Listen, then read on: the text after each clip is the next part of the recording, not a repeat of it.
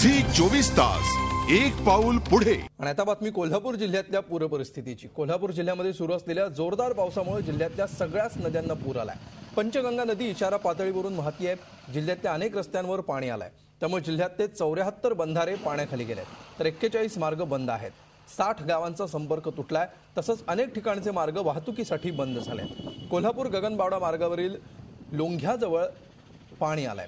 या ठिकाणचा आढावा घेतलाय आमचे प्रतिनिधी प्रताप नाईक यांनी। कोल्हापूर जिल्ह्यात गेल्या आठवड्यावर पडत असलेल्या मुसळधार पावसामुळे आपण बघू शकताय की मोठ्या प्रमाणात नद्यांचं पाणी जे आहे ते पात्राबाहेर पडलेलं आहे।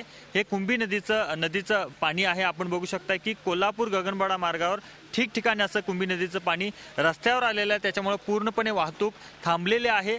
आपण पुढच्या बाजूला बघू शकतो की एक ट्रक या पाण्यातून वाट काढत असतानाच त्या ठिकाणी अडकलेला दिसतोय, त्याच्यामुळे या ठिकाणी मोठ्या अडचणी येत आहेत। पलीकडच्या लोकांना या ठिकाणी येताना अनेक अडचणींना सामना करत यावं लागते, पाण्यातून वाट काढत यावं लागते, त्याच्यामुळे अडचणींना सामोरं जावं लागते।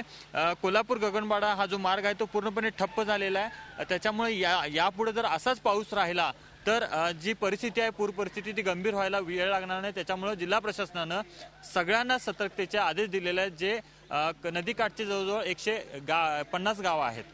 व्हिडिओ जर्नलिस्ट मिथुन राज्यदीक्षाचा Pratap Naik, Zee media, Kolhapur. Zee 24 तास एक पाऊल पुढे।